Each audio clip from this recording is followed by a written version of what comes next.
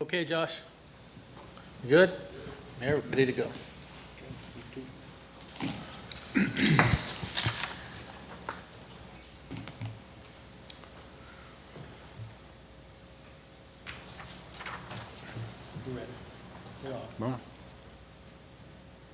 Ready to go? Oh, okay, I'm sorry.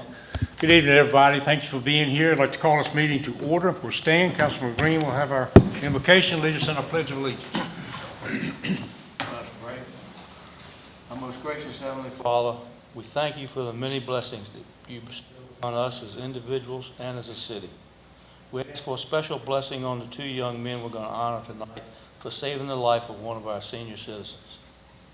We humbly ask, dear Lord, that you will bestow part of your knowledge on us, council, as we deliberate the things for the city that affect all of our citizens.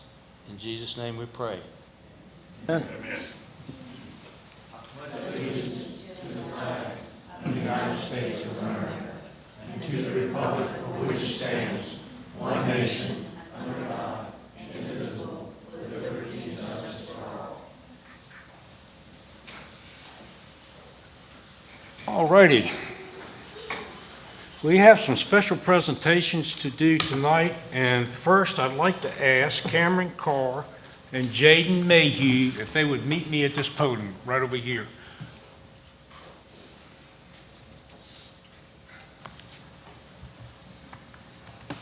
Get you guys, let's see. I'm gonna mess up this presentation somebody's got on here. Okay, can they see them? Can it?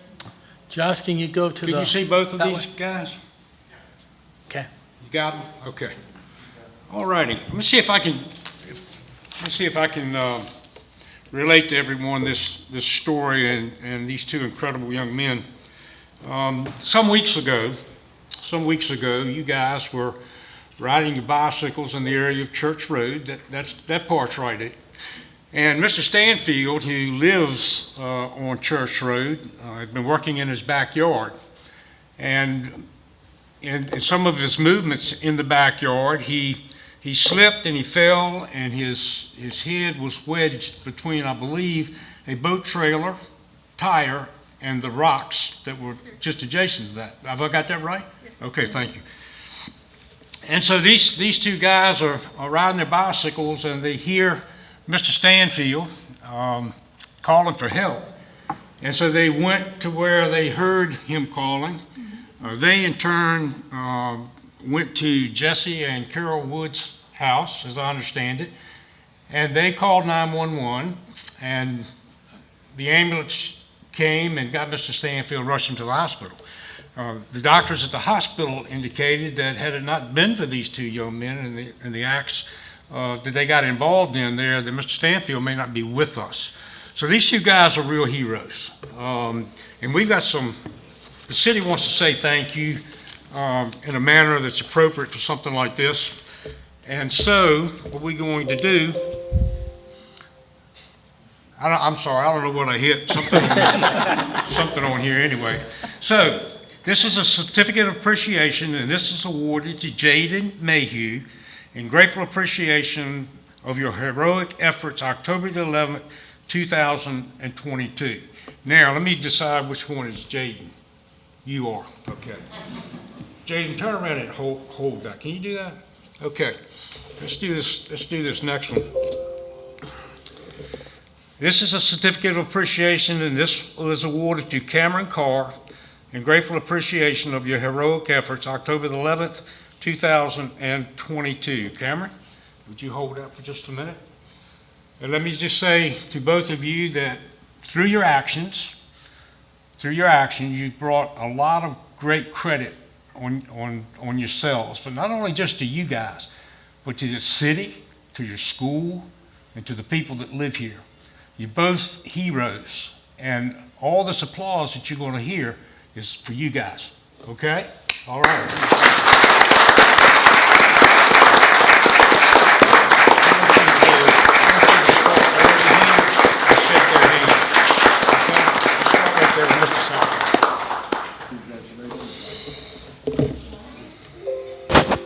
Good job.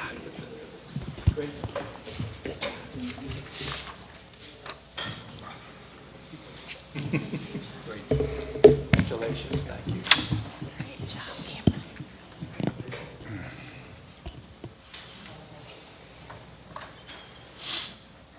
Thank you, guys. Great job.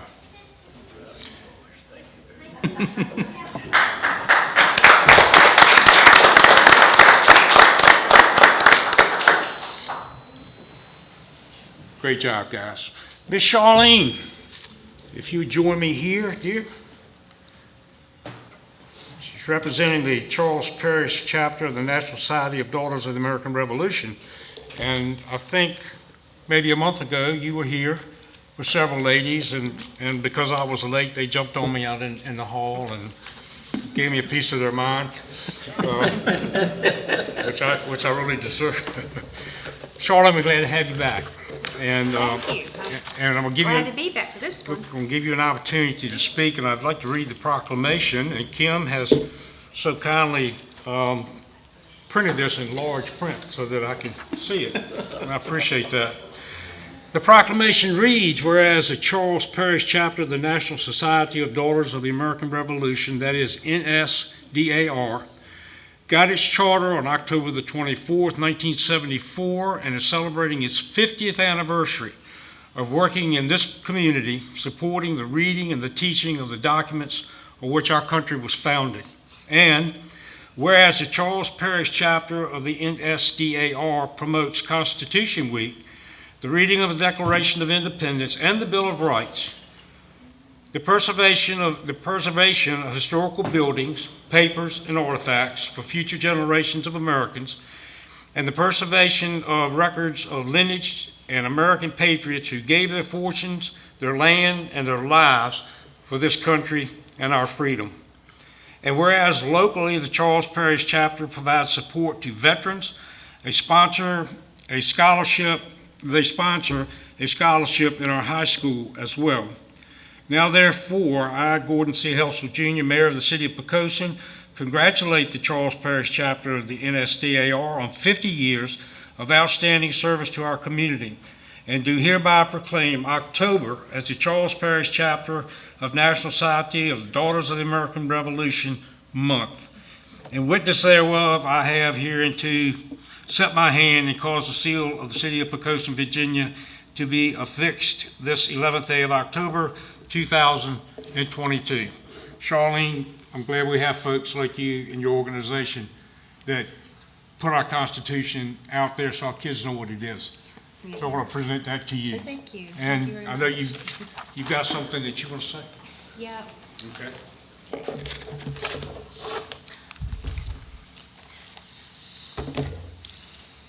Got some glasses on. Thank you, Mr. Mayor, for this proclamation to celebrate the 50th anniversary of the founding of the Charles Parish chapter of the National Society of the Daughters of the American Revolution. We were founded by Kitty Joyner, an engineer at NASA, and one of the first women to graduate from the University of Virginia in engineering program. She was a pioneer in many ways during her life. She, along with numerous other ladies, came together and started the chapter. It has grown to be over 70 members now. Along with promoting patriotism, the Daughters of the American Revolution work to save historic buildings and sites all over the country. Our chapter also offers a scholarship to a high school senior every year in memory of our founder, Mrs. Joyner. We also sponsor essay contests for elementary school children to promote writing and research on historic topics. We also volunteer at several locations locally to support the organizations, and one is such as the Picosin Museum. We are honored to be recognized by the City of Picosin with this proclamation. Again, thank you, Mayor Helsel, the City Council, and the citizens of the City of Picosin for this proclamation. Thank you, Charlotte.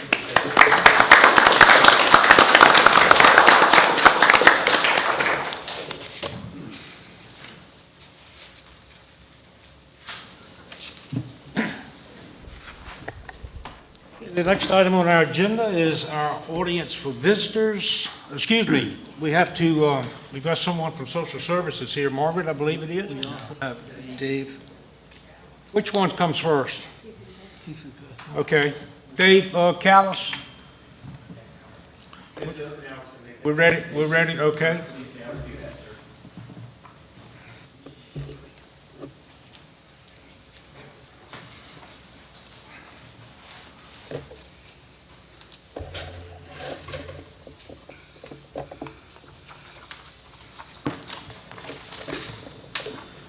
Good evening, Mayor and members of council, everyone watching at home, and those of you here with us in council chambers this evening. Pleased to be here tonight to present with you information about our upcoming Picosin Seafood Festival. I bring you the good news that this well-beloved community event is returning, and we're very happy to be back. After a 2-year pause due to the pandemic, this year's dates will begin this Friday, and of course, all of you at home and everyone with us this evening, you are certainly invited, and we're excited to invite you with us and have you with us. This Friday, October the 14th, through the weekend, October 15th and 16th, the event will kick off at Poquoson Municipal Park. This year, the festival will celebrate its 40th anniversary. The festival began, and as you know, many of you know if you attended the first festival, in June. And it was actually held at Dave Carpenter's Marina. The visual here provided by the Daily Press is an actual picture of the first event held in 1981. The event continued to grow, and later in 1983 moved over to the municipal park between 81 and 83. And then the festival began also during that time, if you can recall, some of you may know, that we even had a parade as a kickoff event that was part of the festival. Many community and civic organizations were involved and continue to be today. We're so excited to bring back this event and make it the 40th year to continue to honor the working watermen of the Chesapeake Bay and the rich coastal heritage of our city. This year's event, of course, will highlight a number of historical areas and the actual industry of the seafood industry and the watermen in the Chesapeake Bay. We will continue to offer a number of entertainment stages with various acts throughout the weekend, a juried arts and crafts show presented by the Picosin Art League, dozens of food vendors, a children's area, and of course on Friday night, to finish the evening, we will have a a really exciting fireworks show or presentation presented by the City of Picosin and Dominion Fireworks. Holding with the rich tradition, the festival will feature outstanding regional and local entertainment on the Centera Careplex Hospital stage. Local and favorite Slap Nation will kick off Friday night. Additionally, we will have acts that will include the Heather Edwards Band, Soul Patch, and Crazy X. Sunday will feature a local favorite, the DeLoreans, which is a very popular 80s band, and they dress the part when they come. Additional entertainment is expected throughout the weekend to include the Picosin High School Band, the Picosin Islanderettes, Jack Hayden, the Brewhounds, Austin Ferguson, Eric Inslee, and the Brewhounds. The event features 2 stages, one in the food court area known as the Taylor's Do It Center stage, and of course the municipal stage sponsored by Centera Careplex Hospital. We are both very fortunate to have both of those sponsors return for our event this year. The Picosin Seafood Festival continues to feature the best in arts and crafts vendors, and it's well known that the best shopping can be done on Friday evening, so please plan accordingly. The show features over 160 vendors and is known as one of the largest arts and crafts shows in the region, and perhaps in the state. And we invite you to shop throughout as it features a number of local artisans and those from this region, and a lot of it will feature nautical and unique wares. The festival would not be complete without an opportunity to please your palate and eat your way through the event. We offer, and not we, but our vendors will offer a number of things at the Farm Fresh Food Pavilion, to include, but not limited to, crab cakes, jambalaya, shrimp, oysters, clam chowder, soft-shell crabs, catfish, she crab soup, alligator bites, and many, many other things, and as well for those that do like non-seafood items too. The festival is proud to highlight a number of civic and community groups as well as those that use the event as a major fundraiser each year. And additionally, we would like to invite you to take a taste of the good and awesome sweet kettle corn provided by the Holloway Moore American Legion Post. And always be sure to get a tasty barbecue sandwich from the Picosin Kiwanis. And to warm up each evening, be sure you grab a special Picosin Exchange Club coffee. And don't forget to grab your Lions Club mints on the way out. All of these groups work hard all festival long to include others who park throughout the event to support their causes and provide scholarships, community improvement activities, and local charities.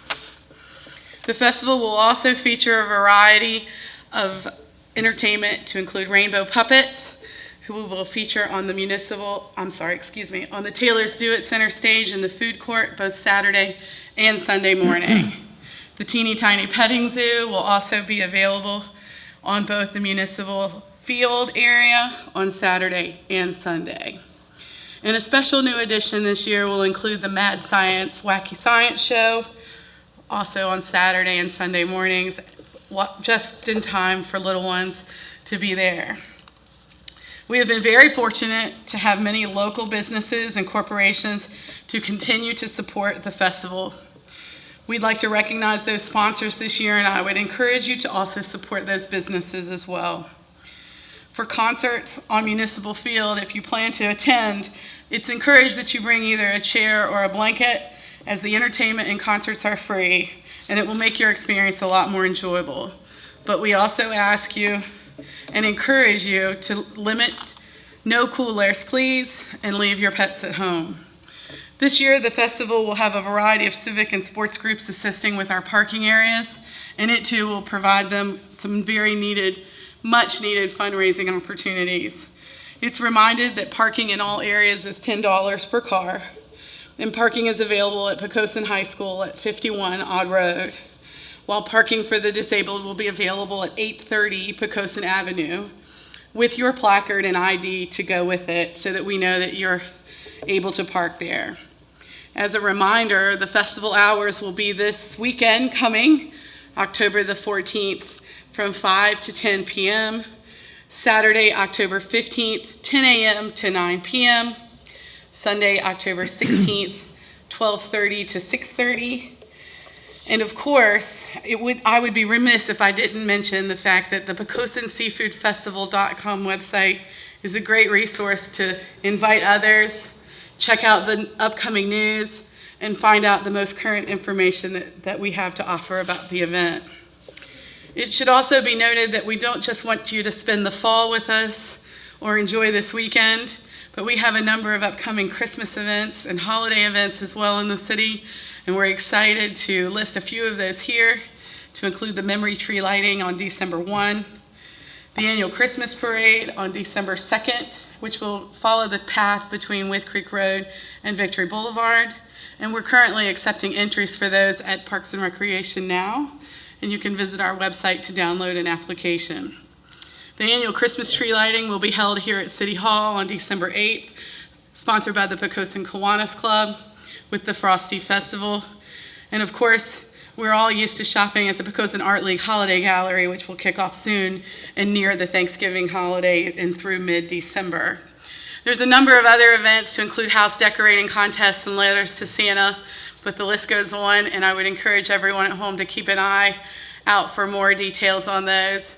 But at the same time, I would also say, we hope to see you at the Picosin Seafood Festival because everyone's invited, and we really look forward to hosting you back in Municipal Park this weekend. Thank you. Question, before you leave, I don't know that everybody knows what goes on behind the scenes. Number one, you just did an absolutely phenomenal job on your presentation. Thanks. And yourself and the folks that work with you have done an outstanding job, not just for Seafood Festival, but all of the events that happen in this city. And so I'm sure I'll speak for council, and they will speak individually at the end of the meeting, I'm sure, but we'll be sure and thank you for that. Sure. And please pass that on to your group, I will. okay? Thank you. Thank you very much. Yes, ma'am. Nope. Okay, thank you again, Gretchen. Okay, we now have a report from the York Poquoson Social Services. Margaret Mack, Yarrow. Yarrow, I apologize. Margaret Mack Yarrow. It's like Picosin. You Is just have that- to say- Is that mic on? Should be. Okay. Hey, Margaret, Hello, good to see you. good to see you. Thank you. I'd just like to say thank you to the mayor and the city manager and the council members for allowing me to come today and do just a brief overview of some of the services, all of the services that we've supplied during the last year, and kind of give you a scope of what programs that we run at social services and different community events that we're involved with. So I apologize for the PowerPoint today, but I'm going to try to make through it with my readers.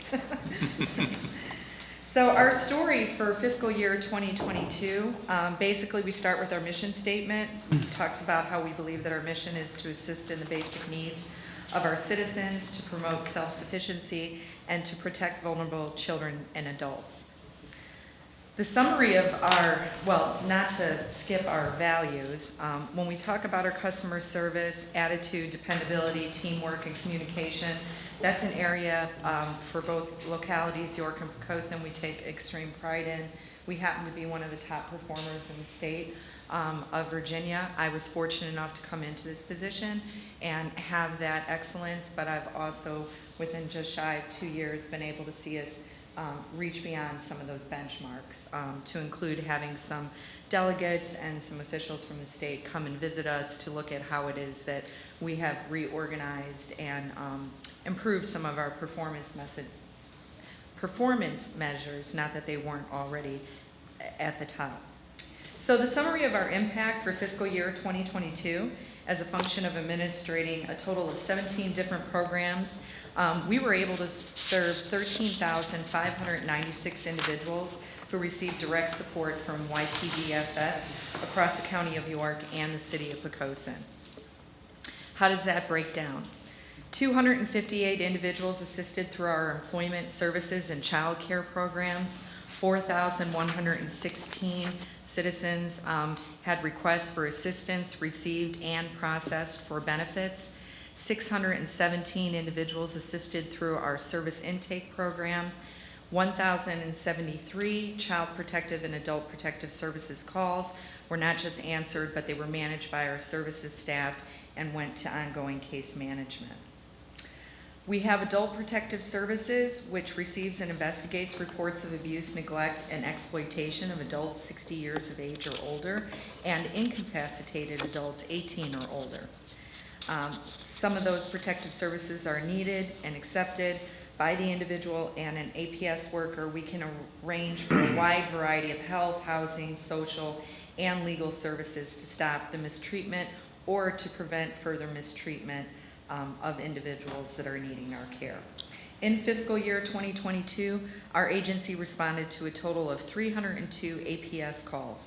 Out of those, 212 became APS investigations.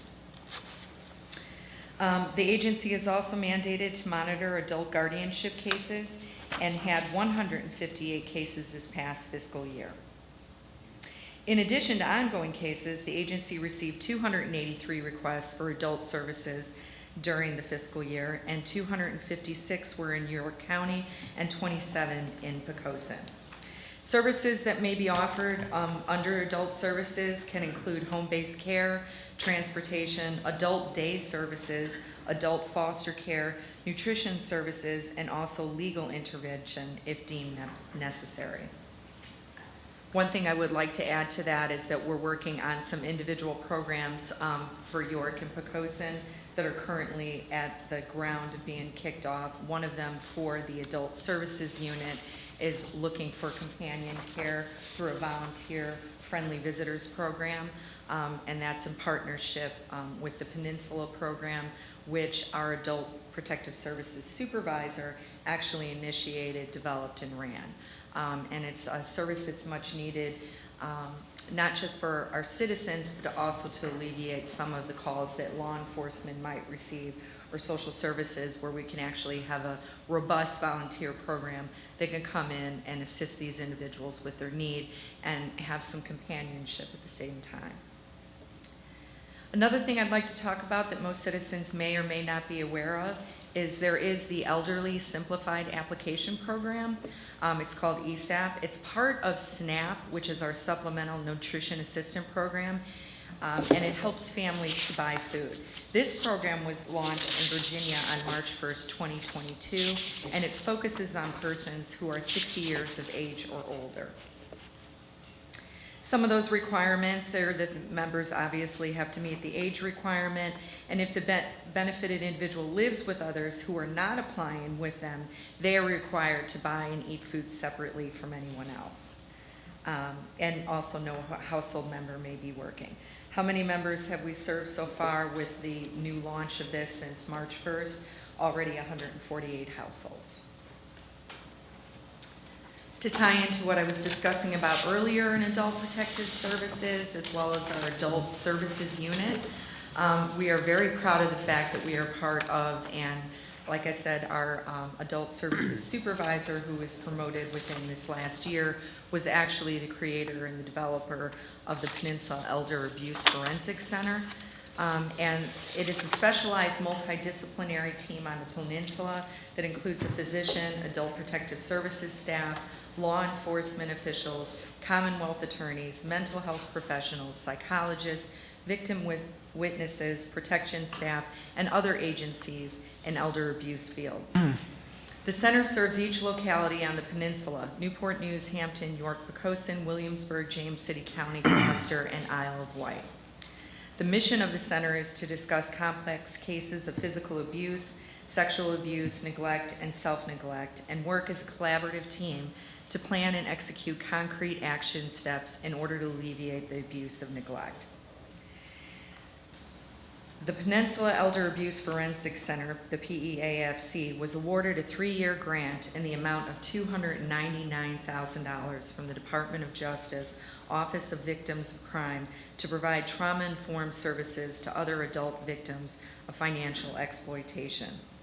Services utilized includes analysis of bank records by the forensic accountant, counseling services to victims of financial exploitation, psychological assessments, and referral to a civil attorney for legal services. We are extremely proud to be a part of that organization and that very highly effective multidisciplinary team that is looked at as a role model across the state. When we want to talk about employment services and financial assistance that our department runs for programs, one of them, of course, is child care assistance. This assistance helps to offset the cost of child care so that a parent may attend education or training programs. These services are child-centered and family-focused. There have been 176 child care clients in Poquoson. In particular, within this fiscal year, we've already served 19. While that number may seem low to you all as a collective, I would also like to remind you that through COVID-19, that has been one of our hardest programs to run due to the effects of employment, people's health conditions. So we still remain at being one of the more highly populated served social services department throughout the state. Another program that we also run is called VIEW, and that's the Virginia Initiative for Education and Work. And it's a program of employment, education, and training opportunities to assist individuals in attaining the goal of self-sufficiency, because that is the focus of the social services department, not just locally, but across the state as a whole. It's a shift from the initial paradigm of what the social services system started as. Of those, 82 program enrollees. Again, I want to remind everyone of the past 2 years of COVID-19. And in York County, there were 77. In Picosin, we did receive 5 that have gone and completed through those education employment opportunities and were able to become self-sufficient on their own. SNAP is another wildly known program of all of the programs that we run, and that is the Supplemental Nutrition Assistance Program, which provides nutrition benefits to supplement the current food budget for low-income families in our community. 5,169 SNAP recipients within this fiscal year. And again, in focusing on Poquoson, specifically speaking to this locality, 630 were served. We really pushed a large initiative for people to know about that, because one thing during these past 2 years is the limits for income were changed and raised significantly higher. So people that weren't eligible to receive those benefits before during this time period were. One of the last employment services and financial assistance programs that we run is TANF, and that's the Temporary Assistance to Needy Families program, which provides temporary financial assistance and employment-related services to enable families with children to become self-supporting. And again, within Picosin, focusing on this locality, we were able to serve a total of 14, which again, through the pandemic has been pretty remarkable. One of the other big programs that has been an initiative and a need across the state, not just in individual localities, has been the need for energy assistance, which I think we all have seen. The Energy Assistance Program consists of 3 components: fuel assistance, crisis assistance, and cooling assistance. In Poquoson, we were able to assist with 82 individuals within just this fiscal year. Medical assistance, the Commonwealth of Virginia offers these medical assistance programs, which includes Medicaid, FAMOUS, which is Family Access to Medical Insurance Security, and FAMOUS Plus Medicaid for children. The programs provide medical and health-related services to eligible low-income individuals and families. In Picosin, we were able to assist and serve 1,627 people within this fiscal year. The 2022 Energy Assistance Snapshot was a total of $370,410. Fuel assistance in Picosin was $23,501. Cooling assistance, $14,600, and crisis assistance, $7,661. Another area that I'm very proud to promote for the locality of Picosin in York as the Social Services Department is our Fostering Futures program. And during fiscal year 2022, in response to the COVID-19 pandemic, SHAFE funds, which we received from the state, extended support and funding for older youth and those formerly in foster care. The SHAFE foster care program provided us with additional funding, which we were able to share and distribute to help support the youth we serve with their transportation costs. We applied for and were awarded additional transportation assistance program funds. The funds made it possible to provide one Fostering Futures youth with $2,000, which enabled the youth to pay his auto insurance policy premiums for an entire year. Another Fostering Futures youth was awarded $4,000, and with these additional funds, the youth purchased an automobile, which made it possible for him to participate in a summer internship in Kentucky. I have one more that's not on these slides that I would like to add because we're particularly proud of it. There was another individual that within our program and with our request for additional funds was able to pay for 2 semesters of college at ODU, who was already enrolled and trying to engage in his future in an apartment. And I think that's very important because it speaks to our goal of self-sufficiency and carrying people all the way through our programs, not just the temporary needed now assistance. If I could move on to the resource and assistance programs, we do have Service Intake Team, which helps our citizens by providing referral services and advocacy for individuals with limited resources or those in crisis. What's important to know about that is just because somebody may not screen for eligibility for our department, we have an exhaustive list of partners within our communities that we work with and we refer them to try to provide them additional support should they fall somewhere in between our programs. With that being said, for those that we weren't able to serve that didn't for one reason or another meet eligibility, in Picosin in this fiscal year, we were able to assist with 57 families through that program. Auxiliary Grants is the Virginia Initiative for Education and Work. It's a program of employment, education, and training opportunities. And for Picosin, we were able to assist with 5. Fraud. The purpose of the YPDS SS fraud team is to prevent, identify, and reduce public assistance, fraud, waste, and abuse by ensuring benefits and services are received by eligible individuals. Again, another strong point to our localities for having this program, because not every social services department does. And we do have an ongoing fraud investigator within our department to ensure that people that are receiving benefits are those eligible. In Picosin, we were able to ensure that 10 people were able to do so. Resource development programs develop partnerships with individuals, communities, civic groups, and businesses to provide the means to meet the needs of citizens through in-kind and monetary donations and services. And this really speaks to the heart of our communities that we live in and work in. Annual donations for this year were $38,367, and our annual volunteer time totaled to $16,586. The following slides talks about supporting our community, and we had more than I could try to fit within the short time frame of this presentation. But to highlight a few, we donated as a social services department 1,200 bottles of water to support the 4 Oaks Day Services and Learning Centers in efforts to help the local homeless. One of the other big initiatives that we kicked off this year, these were things, by the way, previously we had not participated in.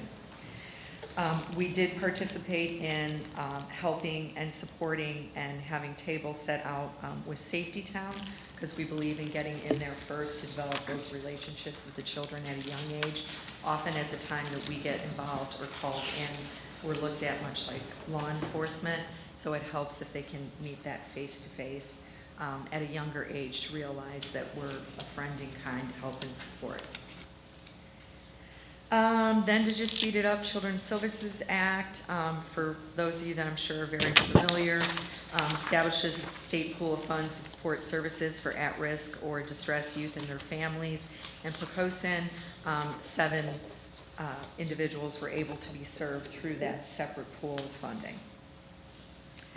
Broad-based categorical eligibility policy allows most eligible SNAP households who receive a non-cash TANF funded service to be categorically eligible for benefits effective July 1st, 2021, and households are being screened using that eligibility rules as we take in our intakes.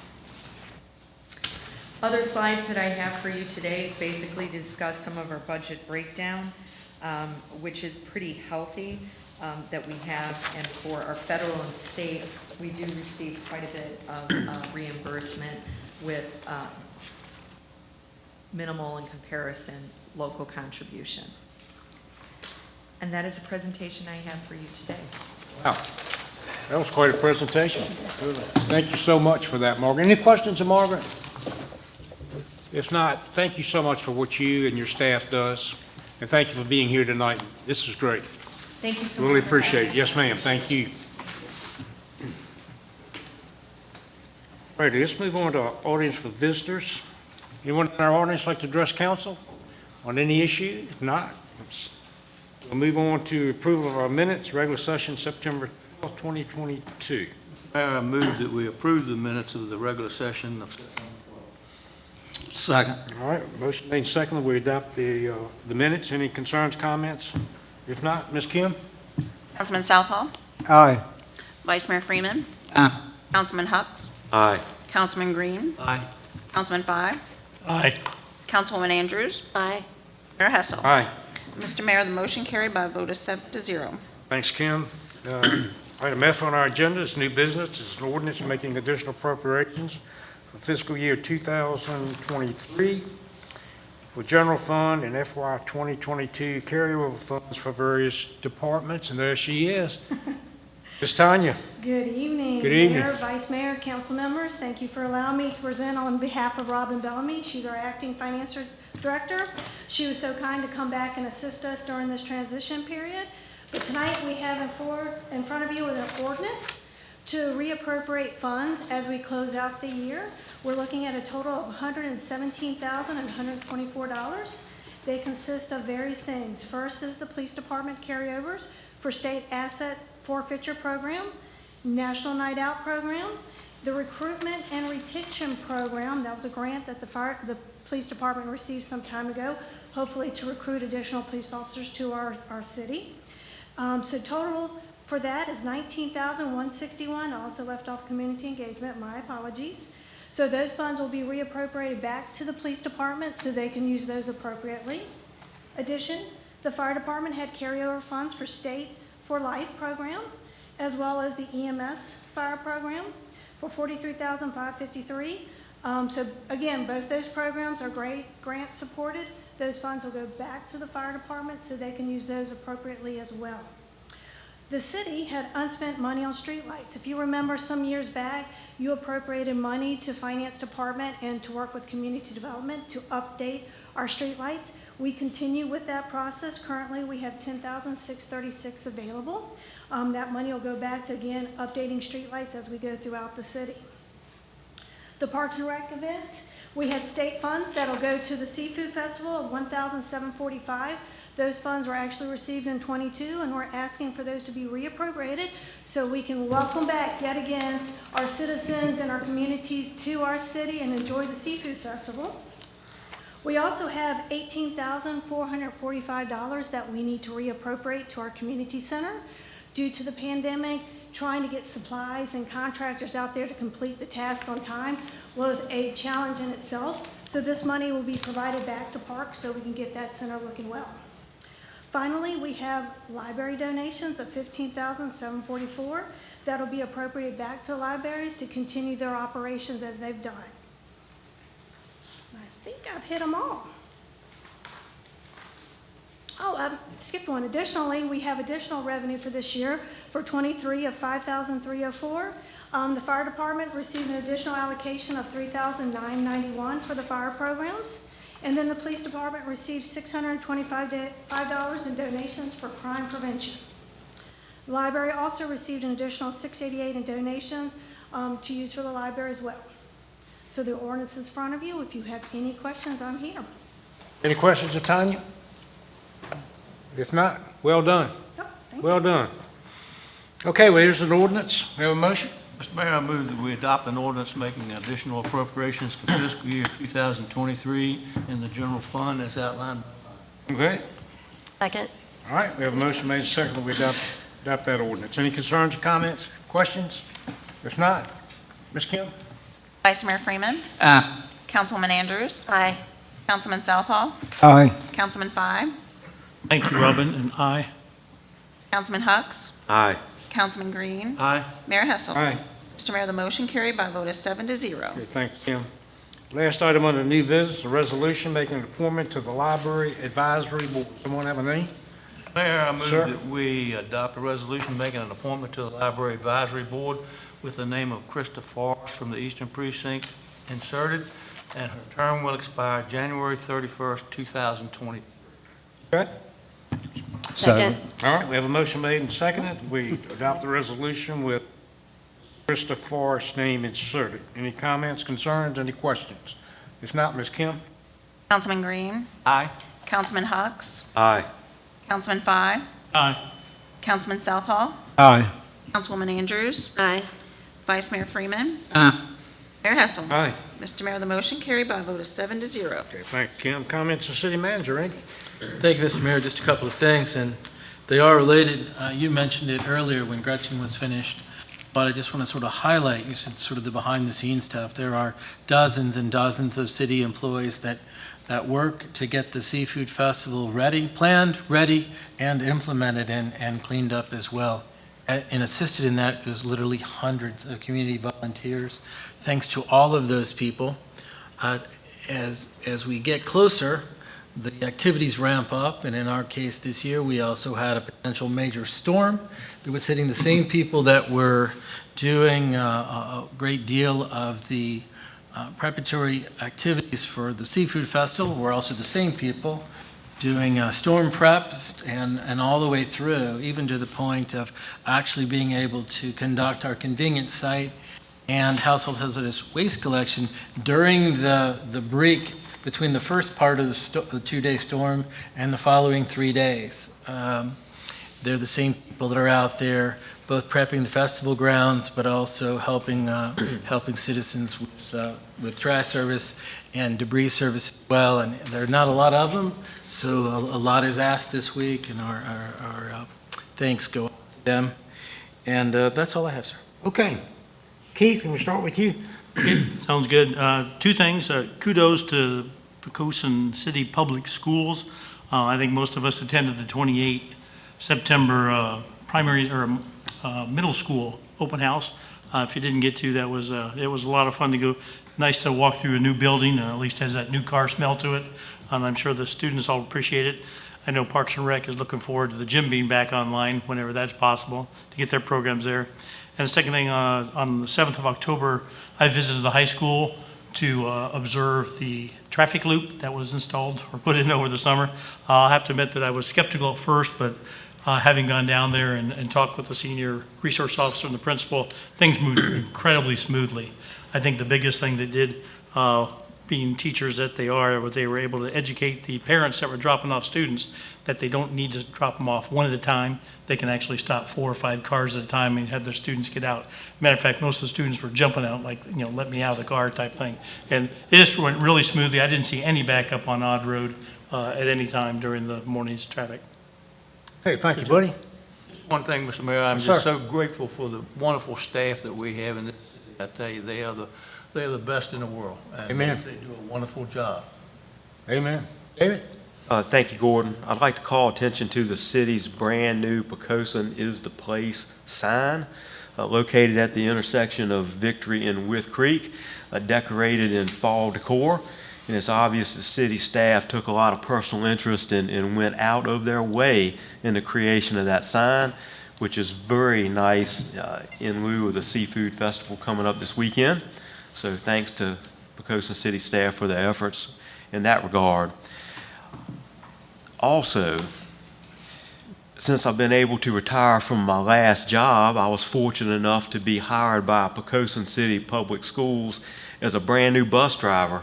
And I can testify to what a great job it is and how much fun I'm having. The school offers in-house training for all those that may be interested. And just like to share with the public tonight that the school system is in need of substitute bus drivers. That is a foot in the door that could lead to full-time employment as a bus driver. It's a great way to contribute not only to the success of the school system, but the community as a whole, because we're so intertwined here in Picosin. So anybody interested, please contact the school board office. And also, related to that, another great way to contribute to the high quality of life that we enjoy and the high level of safety is to serve as a Poquoson police officer. Anybody interested in becoming a Poquoson police officer, please contact the city manager's office. So, Okay. thank you, Gordon. All right, thank you. Bud? Yes, first I'd like to second all the comments made so far and thank the citizens at home and the ones who came to council tonight for paying attention to their city government. I'd like to congratulate Cameron Carr and Jaden Mayhew on their awards for paying attention to a citizen in trouble and the heroism. Congratulations to the Charles Parish chapter of the DAR for their award and having the month of October set aside for them. And Mayor, you've already mentioned it, but Gretchen did an excellent job presenting the Seafood Festival this year. And I don't know if you paid attention to it or not, but she was actually glowing when she was talking about it. And she didn't have to refer to her notes at all, okay? She is truly into that program, okay? And you really did an excellent job, Gretchen. And I'd like to second my comments for Randy and the rest of the city staff.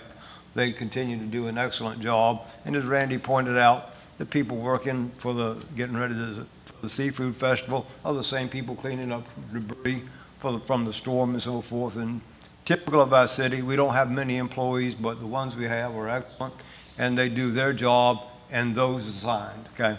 Do an excellent job. Thank you very All much. right, thank you, Bud. Janet? I don't think I could say anything any better than everybody else said it, so. Okay. Kerry?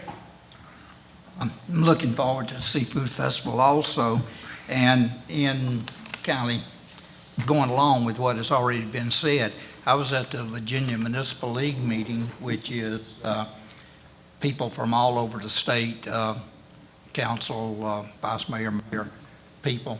And the problems that other folks have, we just generally don't. We're able to keep employees pretty good, and they seem to be happy here. And that just kind of goes to our management, I think. And just to let everybody know, about half of the conference was on civility in meetings. And I think our people are just, I don't know, a higher class or higher standard. And we don't have those kind of problems where, you know, they have police hauling folks out of their council meetings and all that kind of stuff statewide.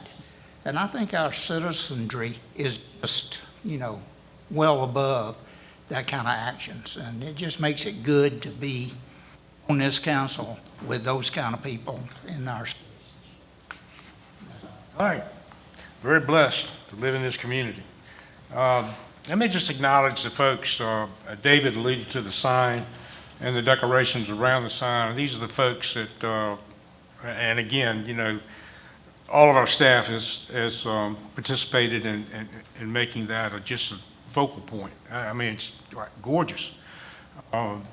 Victory Picosin, LLC, Wells Fargo Sign Property Owners, the Economic Development, Community Recreation Departments, Public Works, Park Maintenance Department, City Manager's Office, our attorney, Wayne Moore, and his staff, Angela Costello with Angelo Costello Group. Did they not do the sign itself? Beautiful. Hackworth Printing and all others who assisted with this community project, we thank you. It is gorgeous. It is gorgeous. It needed to be there. So thank you. Any other questions, any other comments? If not, we'll have a motion to adjourn. So moved, Mr. Mayor. Okay. Second. Motion made, second, we adjourn. Ms. Kim? Councilwoman Andrews. Aye. Councilman Fye. Aye. Councilman Southall. Vice Mayor Freeman. Aye. Councilman Hucks. Aye. Councilman Green. Aye. Mayor Hessel. Aye. Mr. Mayor, the motion carried by a vote of 7-0. Thank you, ma'am. We are adjourned.